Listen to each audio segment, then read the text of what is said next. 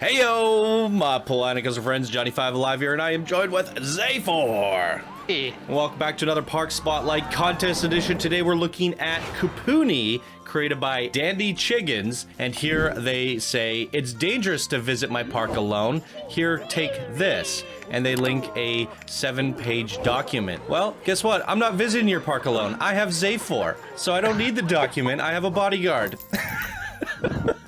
No, but in all seriousness, guys, we put a contest or a character limit on what you can type in because we don't want a 7-minute introduction. This is a 7-page read. 7 pages in Microsoft Word. I don't think we can get through this, unfortunately. So I guess what we could try to do is put a link to it in the description and you can give it a read yourself. There's a ton of lore in here. Welcome to Kapuni. There's all sorts of information about the rides, the relics. We don't know what these relics are. Soul Energizer, Fins of God, Kombosho's Tomb, the Resurrector, all sorts of crazy stuff going on here. There's poacher areas and dark reef fiends and crazy stuff. All sorts of crazy stuff. I mean, good job putting that together. Put it on your workshop and stuff and all that information for people to read. If you want a nice hour-long read, there it is. Some extra content. But we're going to get right on into things, so stay tuned and let's check it out.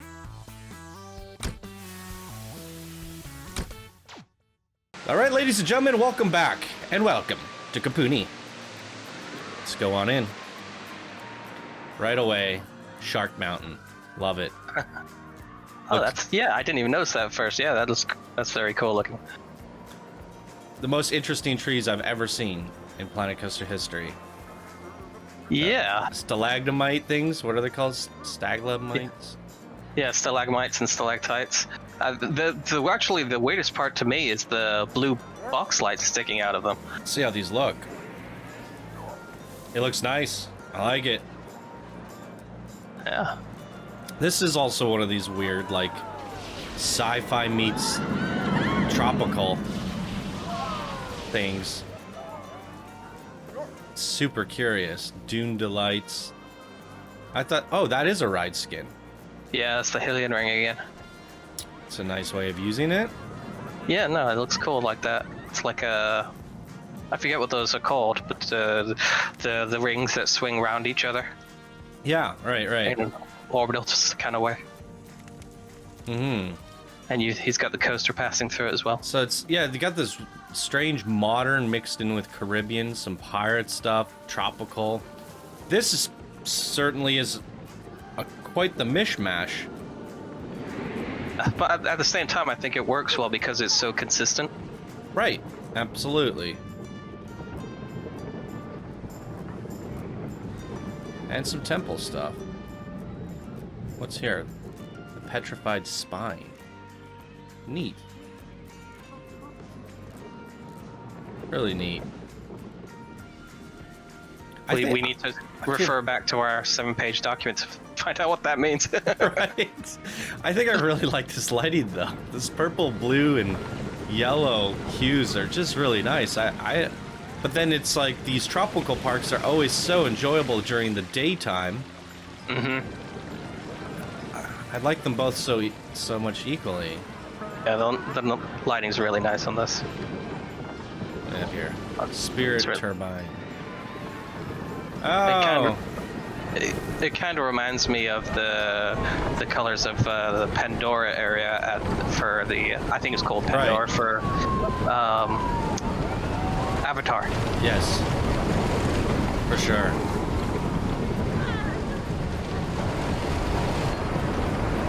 I like how you use the gears and stuff to make it look like it's actually doing something and moving. The flat ride, it has some interwoven pieces. Makes sense. Mm-hmm. Jewels. The Resurrector. The Resurrector. Whoa. The Resurrector is the device that holds the spirit of Kamaho. After the spirit orb discharges into it, the excess energy transferred to the device is grounded and is seen through multiple strikes of lightning. When viewing this relic, wait for the coaster to go by to hear the mighty god awaken. Cool. Look what I found. You found a secret room. I'm guessing there's a penguin behind it. Oh. Congrats, you are incapable of following directions, which is bad and might actually get you killed one day. Whatever, just don't look behind you. I have to push all the buttons. The funniest part is we found this room not by following directions, but just randomly stumbling upon it. Well, it says do not enter. I guess that's not really a direction. I chose to die. I wanted to find out. There you go. It's my decision. Yeah, it's funny though. It reminds me of those old school text adventure games. Yeah, yeah. Well, these trees are gnarly. It's because they're white. If they pick up that lighting so well. Oh, look at this shark garden. Huh. Kamaho cannon. Where's the cannon? What's the cannon? I think it's the coaster. Oh. This might be a coaster that we have to ride both day and night, I think. Because I'm really torn and split between my preference on this park. You've used a lot of the temple pieces but colored them white, and then they just pick up the lighting so nicely. But then the vibrance of the tropical park looks so good at day. I agree. And this coaster looks like it really gives you nice views of the park. It goes pretty much around the whole thing. Looks like it should be a lot of fun. Yeah, let's check it out. Night first.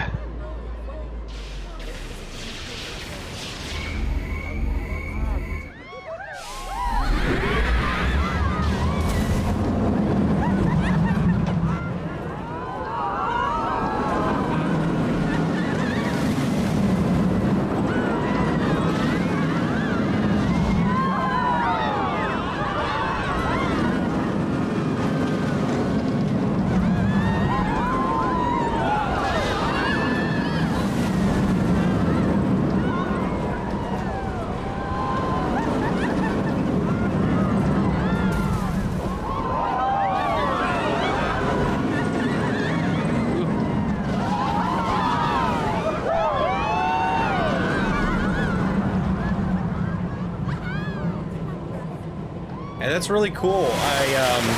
By the time you guys are watching this, it's gonna be what, like October 4th, something. So probably a little bit too late to talk about this, but I think these are good elements that I would like to see used in an action coaster contest. Where you don't need all those flipping cars and explosions, but instead it's like Zeus is raining down lightning and destruction, and in this case it's Zeus the shark. And there's flashing lights and crazy things happening. I quite like that. It was pretty action-packed in the cinematic approach, and the coaster felt pretty smooth.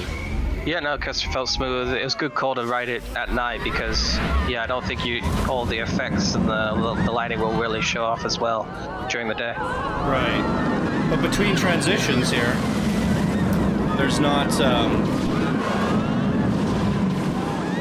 there's no dead space, you know? It's just non-stop visuals, effects, water splashes. There's a lot of action, and this part lit up. You use the lights in a way. Water, space, sharks. Really cool. I like these custom supports. Yeah, I do as well. Magnificent. I really like the flashy shark near the end. No, yeah, there's a lot of like neat abstract and design choices here. Kapuni Reef, there's a underground? Yeah, actually there's another coaster and a little track ride under here. Oh. Every time I go into these underground like reef things, reminds me of this mini golf place I used to go to as a kid. Mini golf? Yeah, there's an underground mermaid-themed mini golf, and it looked like this. The lighting was purple and blue, and it was really hard to see in golf, but it made it challenging. It was the coolest mini golf I've ever played in my life. Was it like black light? So it was like you'd... Yeah, there's all sorts of crazy stuff down there, yeah. Oh, fun. Okay, well, we have the Dark Reef, and it is the motion track platform ride. I don't know which one I'm supposed to be on. Let's find it. Here we go. Go in seat view. Away we go.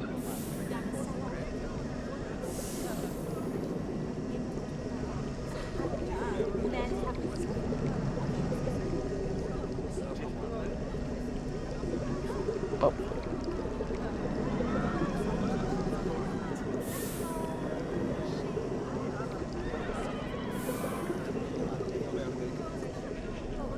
Are those glowing stars? I don't recognize those. Aren't they just the... I think they're just the bubbles.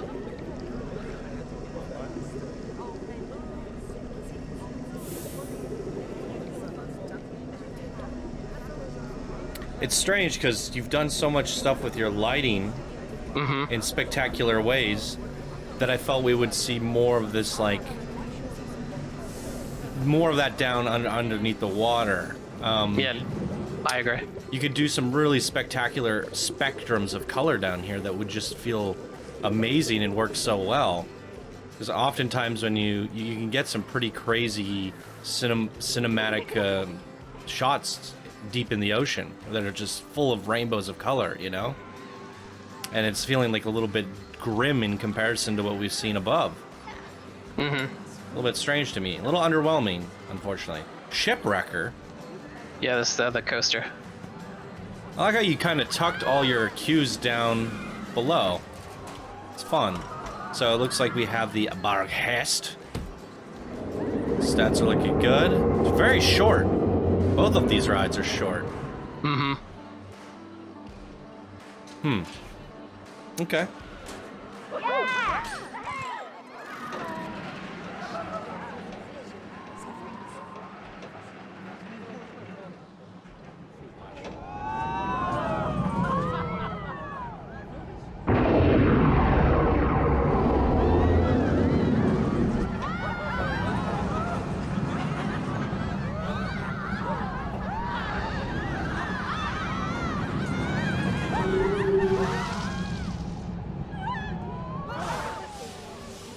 Yeah, the two main attractions down here are a little bit underwhelming, aren't they? Yeah, they do seem somewhat... I'm not sure if they're just unfinished in that the creator had hoped to do more with them, especially like with effects or lights, or if they kind of viewed them more as like basically just glorified flat rides where, you know, they were just sort of like little mini attractions and the coaster was pretty much where all their effort was going to go to. Yeah. Was this the one we went on already? Dark Reef? Yeah, it was. Yeah. One thing as a note to both this creator and everyone else that I think would really elevate this creation and the atmosphere of this creation is more custom speakers with just random ambient sounds that come with the game, because there's so many in the game that you can get some really cool sounds in here. And I think there's some good ambient background music that just is very lulling that would work really well down here. And then as you kind of come up and transition to the upper half, you can go with more of like a Caribbean vibe, you know? The mood changes. With the amount of theming, audio can really push your theming to the next level. Yeah, absolutely. One thing we've missed out on a lot of these mini parks is that atmospheric sound that I think would really push things to the next level. And with this, having that transition between underwater to Caribbean up above, I feel like that mood could really shift, and the lighting could really shift. And from what we see up above, I would like to see more of that lighting and that atmosphere down below with some music. Could actually offer some really cool vibes. So, those were the two main attractions. Did we miss anything? No, that's three main attractions. We got the flat ride, the Monteleone, and then the Helion Ring. Yeah, and we were only required one, and you did a good job on that one. I thought that was absolutely phenomenal. It went around the whole park. It looked great both day and night. Those two down below were an extra bonus. Although I do wish that underground layer was done a little bit more into detail, but it's extra because you filled your 40 by 40 and everything down below is basically extra. Yeah, that's kind of a good way of looking at it. It's basically just a bonus, a little bonus surprise. So yeah, we can't really be underwhelmed by something that was completely extra. Right? If you judge it just for what we have here, it competes very well with the other competitors. So I agree. Really good job of stretching that out, getting a little bit more, like what you do with the train here. I think you could have done a little bit more with the exterior of things, but from the blended a little bit. Yeah, grounded perspective, it's not really a big deal, is it? So No. Yeah, from what you can see when you're down, it looks great.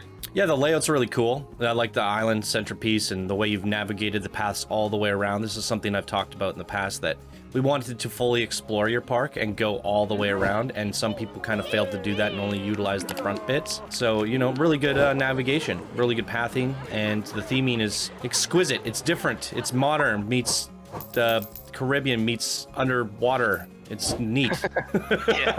Yeah, no, it's wild, it's crazy, but it's really cool. It's really fun and unique. Absolutely. What did you guys think of Kapuni, created by Dandy Chiggens? Leave your comments down below. That's going to do it for us in today's episode. Thank you all so much for watching, and we'll see you guys in the next one. Bye now. Oh, bye now.